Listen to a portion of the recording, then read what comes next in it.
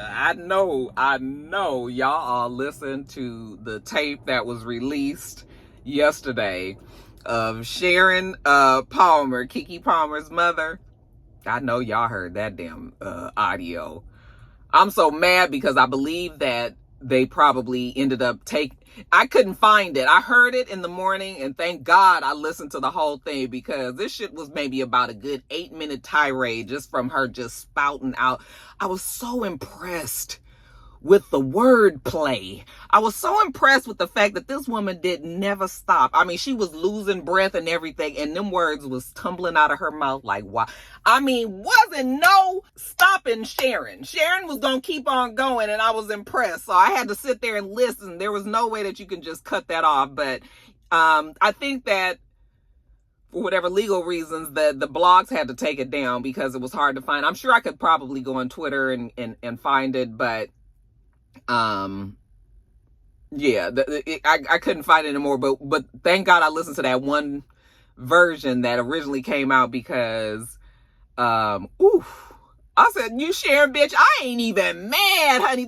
This is a mama that is going hard. I'm talking about super hard for her child. That audio leakage definitely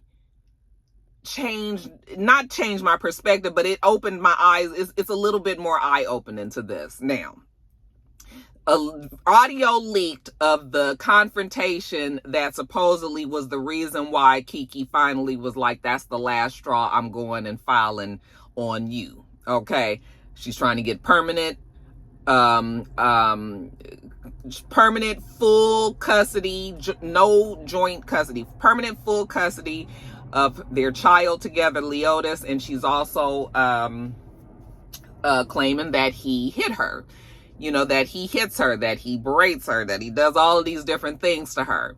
Okay, so this audio leaked of the day that he was over at her house when he wanted to pick up the little baby to take him to the football game, and Keke didn't have him there. Now, apparently he had called and told her that he was coming to get the kid, and I guess she didn't mention that the child wasn't there. So when he got there, the baby wasn't there. He was mad. They had a confrontation. She called her mother. Her mother was on the speakerphone, and that's where you heard her. I'm talking about, I mean, she was calling, I call limp dick motherfucker. I mean, you stupid ass nigga. Okay, you pussy ass. She called him non-articulating ass motherfucker. She said that's the reason why you can't get no acting jobs. Okay, you non-articulating ass motherfucker. She was like, what? Can you talk? Can you talk? That's what's wrong with you. Don't nobody like you. That's why people don't like you in Hollywood. They don't even like your family. Okay, the Jackson family, that name is fucked up in Hollywood. Like, the people don't like you. That's why Lauren London don't like you. You getting mad about her? You mad about her? And Usher? Why you mad about Usher? Usher is gay. I said, uh-oh. Pew. Why is Usher catching strays when Sharon goes off on the boy? Okay, but yeah, amongst other things, she kept on mentioning that Usher was gay and that Darius didn't even have any reason to be jealous over Usher because he likes me and he likes to sleep with me and all of that. And, you know, Usher has worked very hard to get away from those type of rumors. I don't believe that Usher is gay. I don't believe that, but there has been many times in his career, Usher has had like one of those careers that's been like good, and it went into scandal, and it was a, you know, time when his name was going through the dirt, but then he was able to get this residency and then put him back on track, put him back on top. Now he about to be in the Super Bowl and all of that. So Usher's worked hard to get away from those type of rumors and shit. And now here goes Sharon in the middle of her, you know, yelling and screaming and ranting and raving, saying that Usher is gay. So now that's back in the talk. But yeah, just she was going off on him. But what I said that it was eye-opening is that after the dust settled last week and I was looking at this whole situation, I was like, okay. Somebody pointed out to me that, well, they've been having all these issues and he's been abusive or whatever, but they were all doing a podcast together. See, I didn't know that they was doing a podcast together. I'm not a podcast person, so I didn't know. I knew Keke had one, and I saw that sometimes he was there, but I didn't know the three of them had a podcast together. Is that what the case is?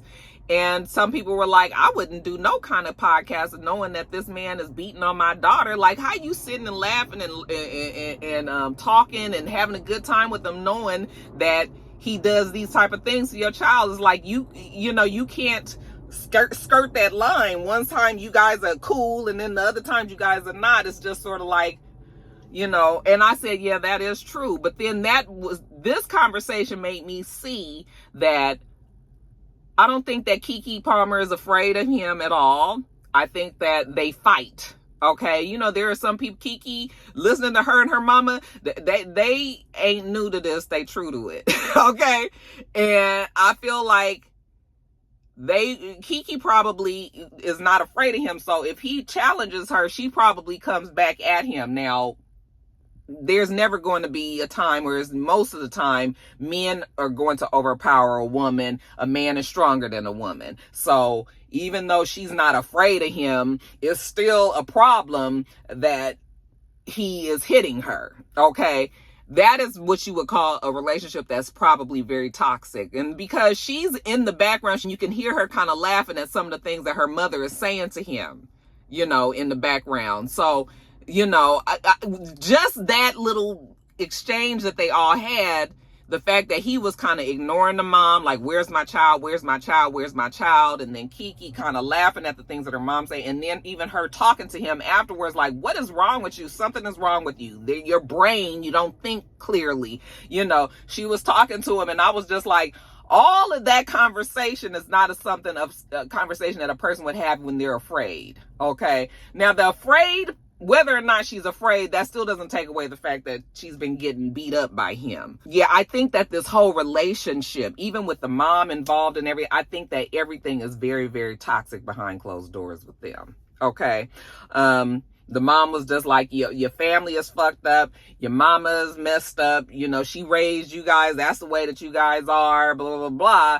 You know, you, Serranis, there's rumors that Serranis used to beat women. And, you know, even Serranis supposedly had admitted that to the mom at one time.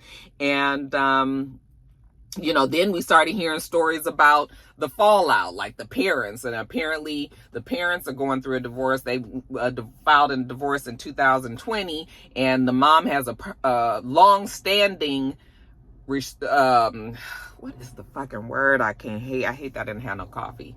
The mom had a restraining order. It is still in place from the father. Apparently the father used to beat up the mother when they were young. The boys probably grew up seeing their father, you know, at least be some sort of abuse to the mom. And so the kids may have seen that. And then, of course, you know, it's just kind of like a cycle that continues on and on and on. So now we've got that. And now we're hearing about Serranis and Dominique Perry, which is his baby mother. Serranis is Darius's brother. And they've been going through custody problems. Now they're trying to establish a paternity because I guess now they're trying to, she's trying to get child support and he's trying to get joint support, all of this. Okay. So we're starting to find out more and more. That conversation, like I said, let me know that it's not kind of one of those, oh my God, kind of situations. It's more of a toxic situation. You guys don't need to be together. Okay. It just don't need to be together. It just don't. But yeah, that Sharon, honey, I was just like,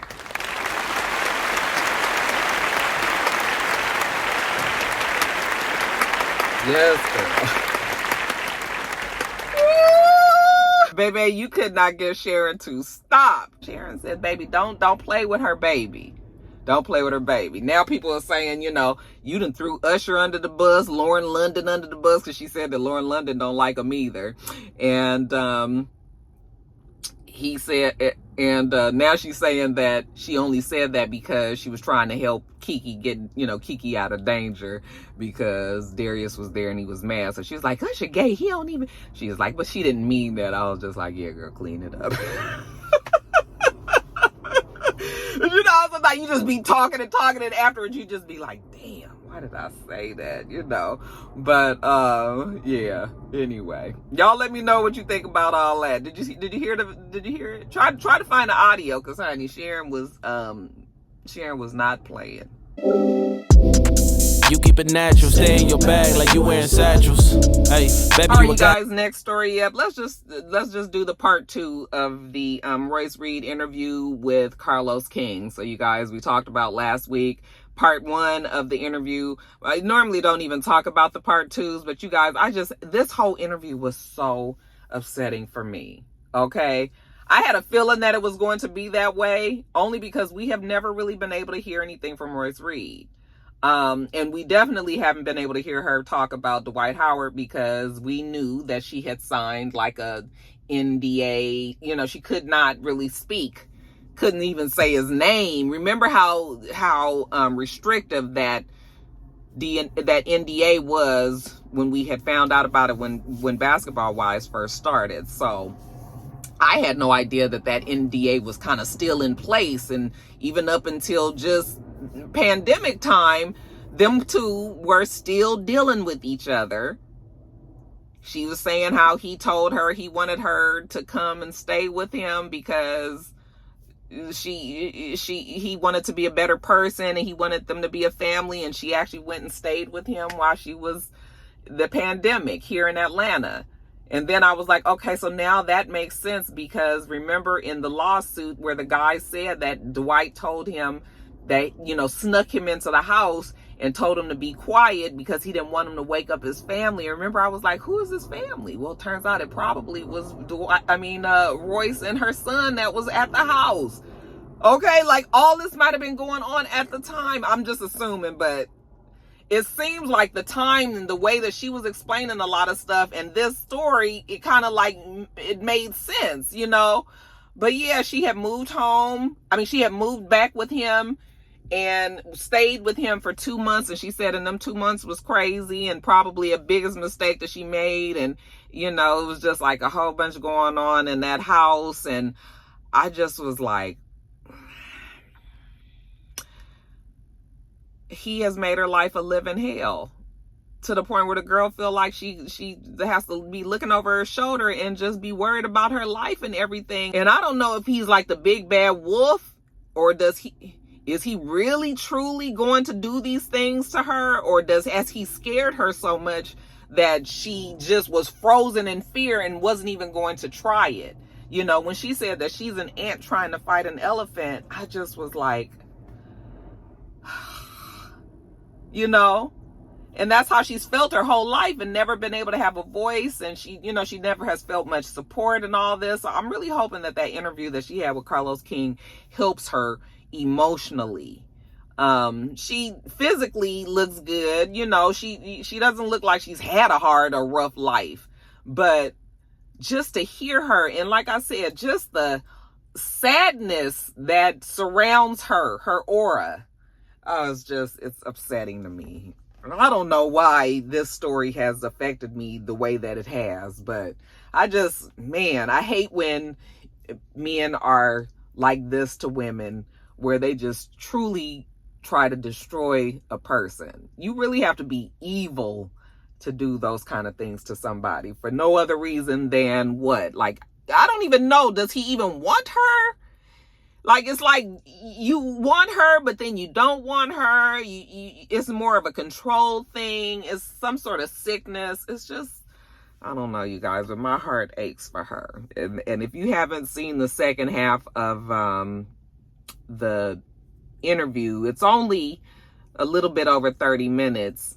And a lot of it is really Carlos just trying to soothe her because she was crying and he was hugging her. And I just was like, child, it was a lot. But yeah, it's a special place in hell for men who do this to women, or for people who play on other people's emotions to this extent, simply because they can, and the other person is very weak. You know, it's just sickening. So anyway. Yeah, that was a whole lot there, you guys. Y'all let me know what you thought about the interview, if you've seen it. Does it make you look at Royce Reed any differently? You know, I don't know how you might have already looked at Dwight, but does it change your look? You know, your look at him? I know a lot of people don't even see anything positive about him, so this might just be more added into the fire. But if you know, does this change your way of seeing either one of them? And yeah, just let me know what you thought about that interview.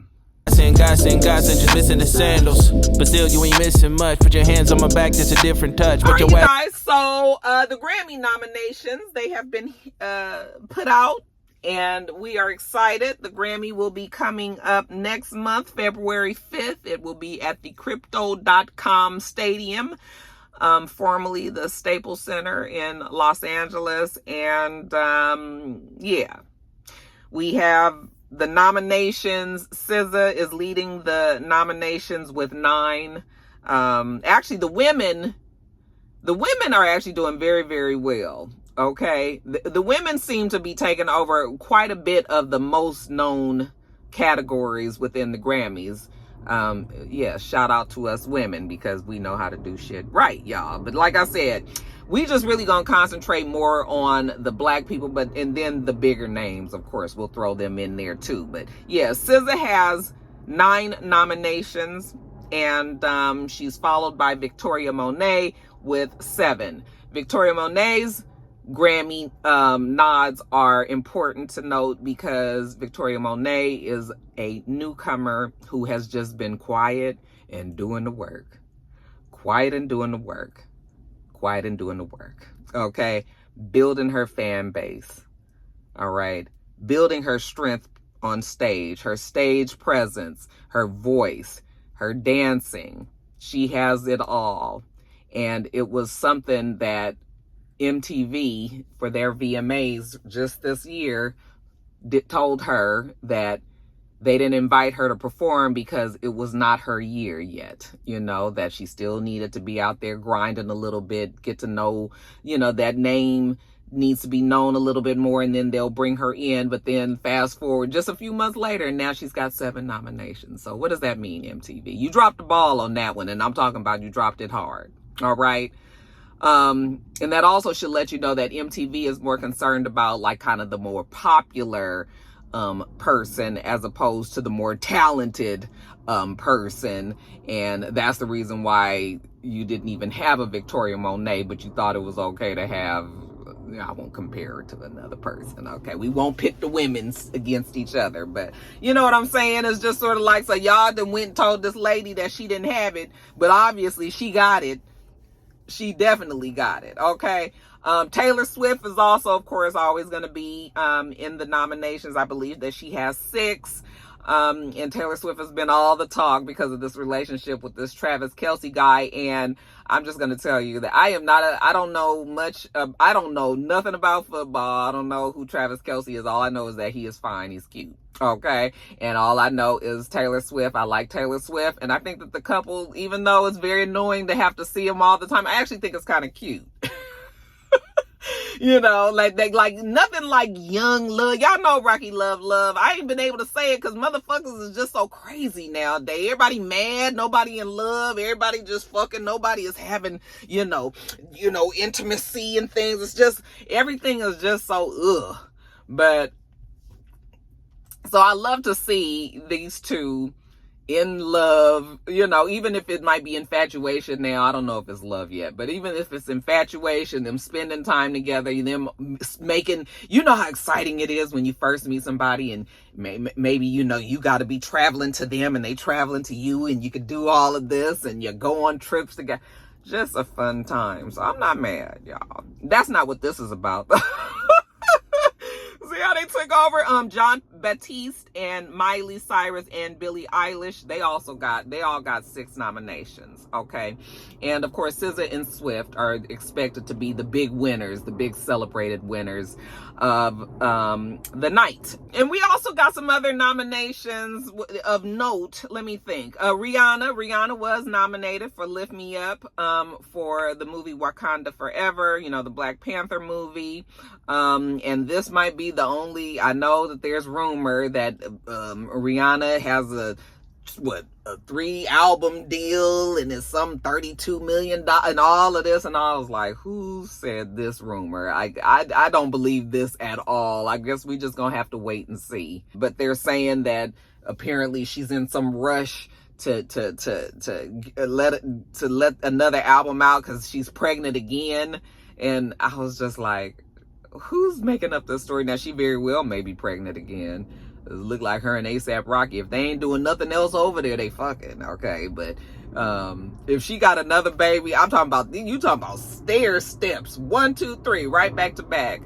But I love to see it. Like, I love to see it. So yeah, I don't know if Rihanna is gonna be having no music coming no time soon. People really having a hard time understanding that. They did add a new category, Best African Music Performance, and that is a big deal. You know, if the Grammy Academy is acknowledging that the Afro beats music has become such a sensation worldwide that there's no way that they can ignore it, you know, that's big. Because for instance, they don't have a Best K-pop category. Okay, so the fact that they did add this African music category lets you know how big the music is. Okay, and you know, that's all that we hear. There's so much African and Afro beats that's in the music today. It's very much, you know, within the hip hop community as well. And all of the new African, not new, but new to us maybe, African artists that have been nominated. Other notables, Janelle Monáe was nominated for Album of the Year. So that's good for her last album that she had, where she's feeling liberated and showing her titties all the time. We have Ice Spice and Coco Jones. They both were nominated for Best New Artist. Okay. And I think I agree with both of those. I would like to see Coco win that, because Coco has been on her grind for sure this past year.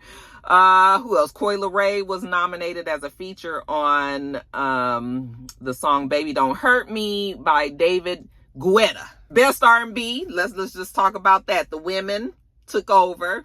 We had Coco Jones, Summer Walker, Victoria Monet, Emily King, and then we threw Babyface in there. So that's pretty much women dominated there. So, but yeah, so, I mean, we're going to have a good showing. I'm not sure if I'm going to review it. I'm not going to say that I'm not yet. I'm just going to watch the show and we'll go from there. Who were you guys expecting to see? Who do you feel was snubbed? To my plate, I don't skip the lunch, I don't skip the brunch, not the dinner neither, and we hella close, not a centimeter, getting in between. All right, you guys, next story up. So one of you guys wanted me, or a couple of you guys asked me to talk about the Draymond Green kerfluffle, that the scuffle that was had between him and Gobert. All right, as they played, what was the team? Was it the Timberwolves or whatever? Child. And you know, Draymond, for all intents and purposes, I mean, yes, he's a good basketball player, but Draymond has anger issues. Okay.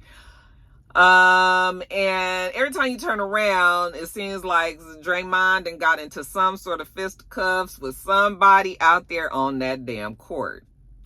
And I don't really watch basketball like I used to. Like I don't. So, you know, of course I always have to I have to reach out to the reinforcements, my brother. And so I was just like, Brian, just explain to me Draymond, because I saw the damn clip of Gobert. Okay, so I guess Gobert was like about to get into a scuffle with somebody else that was on Golden State's team, and so Draymond, like, he saw that it was happening, so he went and got Gobert in a for real chokehold and was like choking him out and pulling him back. Now Draymond was way over there. It had nothing to do with what was going on over here. Okay, I mean, not nothing to do. They playing a basketball game, but you know what I'm saying. But he was trying to protect his teammate. And I just was like, now what made him decide to run over there? What the fuck wrong with him? And my brother was just like, Roxanne, you got to understand that in the NBA, there's a lot of ongoing beefs. People have long-standing beefs with folks. And you just got to know that the beef is there. So anytime that they get an opportunity to act on the beef, in the name of the game, you know, and maybe have it looked at as if they was playing the game when really they just acting out on the beef, you know, then so be it. That's what he's going to do. So he was just like, so yeah, he saw an opportunity to get at Gobert, It ain't had shit to do with him, but hey, here's the opportunity. The best one you can. The best one you gonna get today. So that's why he did what he did. He was like, but yeah, it had nothing to do with him. It was totally unnecessary. But, you know, you just gotta understand the game. That's what happens. And then, of course, he can always say he was helping his teammate out as well. So that's pretty much what it is, you guys. I do believe my brother knows what he's talking about when it comes to basketball, you know, so I like to reach out to him, and he explained it to me. He was just like, yeah, it was unnecessary, but shit like that happens all the time. You know, he's like, it's just that Draymond, is it Green? He's just that he's a well-known name, so anytime that he gets into some sort of fight, you know, it's going to get shown. But he might want to think about doing these type of things. I mean, he's going to be suspended for 5 games. And so I guess suspension usually means you don't get paid for those games as well. I mean, when you making millions and millions of dollars, what's 5 games? And maybe the nigga could just take a little breaksy. Okay. But yeah, 5 games and then he'll be back out there. But yeah, we're going to need him to get his attitude together. Cause I'm telling you, every time you turn around, you see it. You see it. That boy does.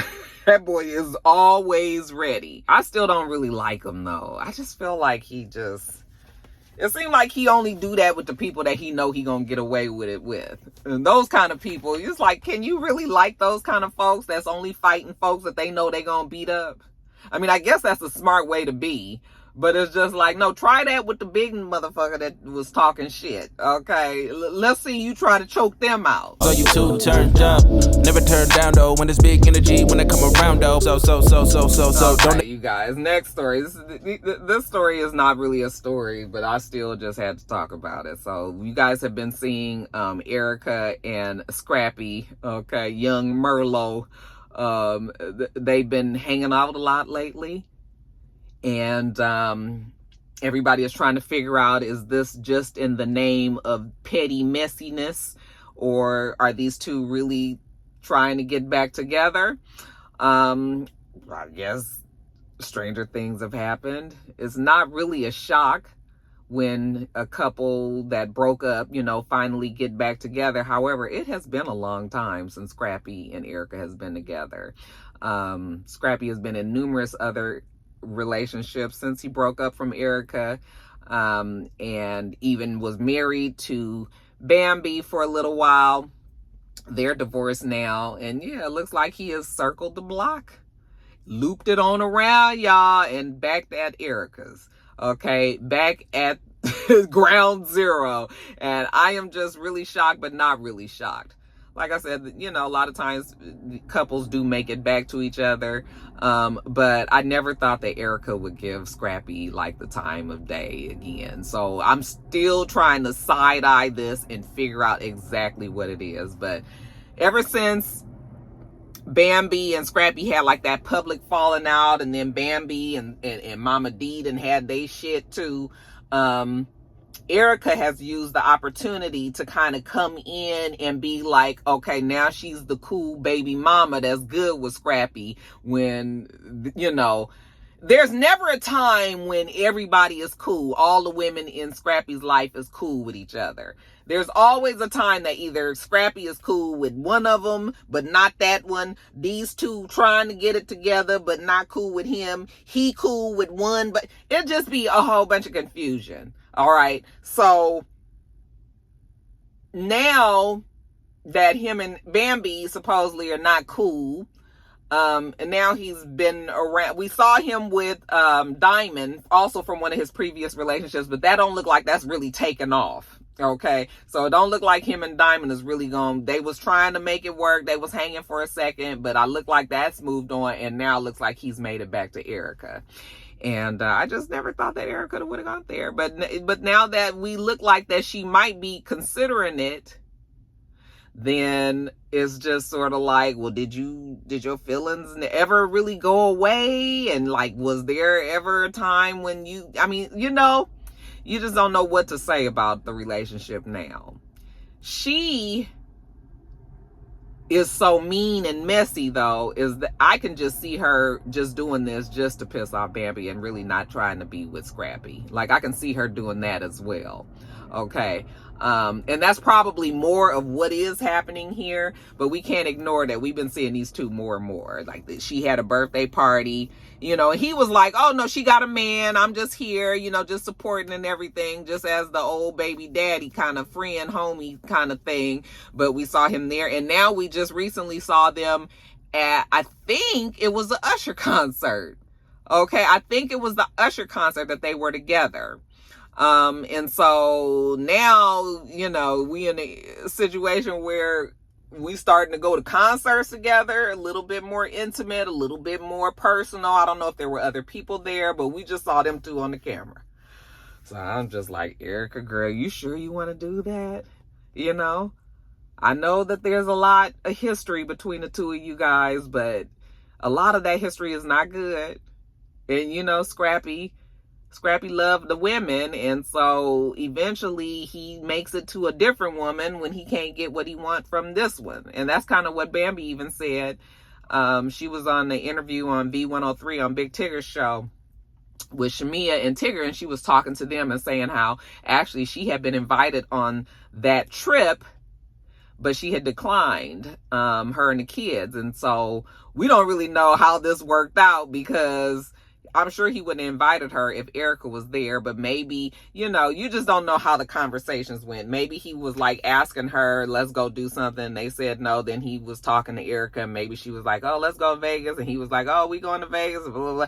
You just don't know how the conversation went, but he still ended up going on some trip, and now it was with Erica. You know, Mama D comes in, and she says that Bambi was lying about that because they went out of town for Erica's birthday, and he would not have invited her for Erica's birthday. Mama D needs to stay out their shit. Why are you so involved in their relationship? Okay? If Bambi said it and then Scrappy didn't have nothing to say, then you didn't need to have nothing to say. This woman want to always come back out. She uses Scrappy to try to stay relevant. Okay?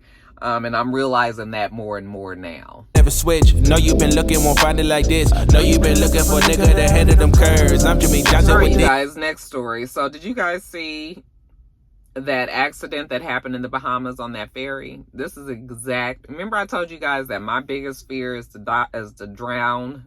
My fear is to die by drowning. And so, and I don't know where the fear came, because I didn't used to have the fear, but over the years as I've gotten older, I started to realize it, like when we would drive back and forth to Louisiana, because Mister's family lives in Louisiana. And so we would go to Baton Rouge to visit, and driving over those huge bridges, that's when the fear kind of started. And it's just gotten bigger and bigger and bigger. So now when Mister and I go on vacation, and when we go do different things, and, you know, it's the big thing to go and rent a yacht or rent a boat and go out in the middle of the water and just take pictures and sit out there and have drinks and everything, I always shoot down the idea, because I'm not getting on them little ass boats. I'm just not doing it. Definitely, I think that I would be more comfortable in a small, like 2-person boat, as opposed to being in a boat that is a little bit big, like a ferry sized boat. That makes me nervous for some reason. Something about that boat just don't look right. When we went to Cabo, there were people that was renting out these little boats. They was putting about 10 people on these little ass boats, and then they was riding them to go and look at this. There's this one, I forgot what it's called, but if you've been to Cabo, you know what I'm talking about. There's an area that you can go and ride your boat, and it's supposed to be like it's some stones, and it's like a little through passageway, and you can see the whole full ocean and all this. I can't remember the name of it, but anyway, the Arches, I think that's what it's called. Mister wanted to go see the Arches, and I was just like, I'm not doing that. And then we met this couple, and they told us that they had went, and how rough and choppy the water was. The girl was like, I was super nervous. And she was like, and I am a confident swimmer and a confident person in the ocean. She was like, I don't have any problem. She said the water was so choppy that even I was nervous. She was like, that boat was bouncing and going and going. And when she told us that, I looked at Mister. I was like, now, you know I ain't going out there. He was like, yeah, that's the end of that. Yeah, that's the end of that. I'm not doing that. And then we get this video yesterday that surfaces of this of this ferry. So this was, the ferry was going to the Blue Lagoon island in the Bahamas. Okay. And, you know, also those ferries, you can take those ferries when you are on a big cruise ship. Sometimes they'll put you on a smaller cruise ship, a smaller boat to take you to the island. So that even could have been the situation here. I don't think that that's what it was, but sometimes that also happens too. But anyway, they were on this ferry and the shit just started sinking. A girl just started posting videos saying, we're on a boat and we're on a ferry and it's sinking. And then she shows it and you can see half of the boat like leaned over like this part of the boat in the water, and all the people is piled up here at the top of the boat trying to keep from fucking going in the water. Okay? And clearly the boat is going down. All right? And that's why I was just like, hell no. You know, everybody had their life jackets on, so they definitely had life jackets for everybody. But just the confusion of the water and the boat and the people and all of that, like, I would have had to get my ass up off that boat. I wouldn't have been able to stand there, but then I would have been scared to jump in the water. But then I would have been like, I can't be on this boat getting sucked down into this water. So yes, people on the video that they showed, they was asking, what would people do? Like, would you jump off? And I kind of feel like I would have probably just had to take my chances. I probably would have had to have an extra life jacket just in case, but I probably would have jumped off because, nigga, you ain't fixing to suck me in with this boat. And they said that some of the people jumped off the boat, swam to shore. Some of the people, there were a couple of other little small boats that was in the area. Some of the people was trying to get to those boats, but you got to be careful when you're a small boat and you're trying to like take on a whole bunch of people that are panicking, you know, that are pulling, trying to get on your boat. I mean, they can capsize your boat trying to get on. So, you know, they had all of this. I'm sure it was just a whole bunch. They said when it was all said and done, one person had died, a 74-year-old woman. She was found unresponsive in the water. I mean, hell, she might have had a heart attack. They said that she had her life jacket on, but she was unresponsive. So all that excitement and all that fear and shit, I might have been right up there with the poor lady, like terrified. Even just the thought of watching that video makes my heart race. Like, just talking about it now, like that shit. So I probably would have had a heart attack and wouldn't even have drowned. I would have just been out because that shit would have been too much for me. But, yeah, the woman's name, they haven't released it yet, but she is from Colorado. So, you know, our condolences go out to the family there. But, yeah, I don't know. And those boats be looking so raggedy, so flimsy and halfway put together. Like, it'd be amazing me that people even trust some of those boats. You know, you be on vacation, so your mind you ain't thinking clear. You just like, I want to go out and I want to have fun and I want to. But if you would really sit down and look at some of them boats, and some of that shit be super raggedy. And it be looking like some people got the Popeye the Sailor Man boat, tugboat that they done just decided to bring over here and grab some folks and get some money. But I'm just like, who checking these boats to make sure that they okay?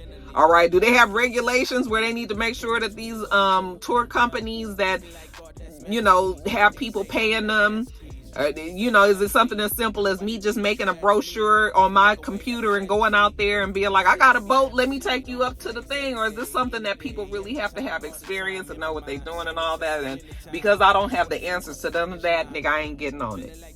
I ain't getting on it. So I do be ruining the fun, because whenever we go to like Caribbean type, you know, places, you know, I'm the main one that's be like, nope.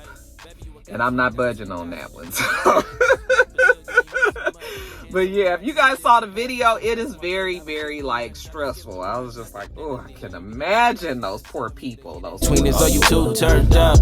Never turn down though. When there's big energy, when they come around though. So don't ever switch. No, you've been looking one. Let me get on off of here. We do this every single week. So make sure that you thumbs up the video, comment, subscribe to the channel, and make sure that you come back.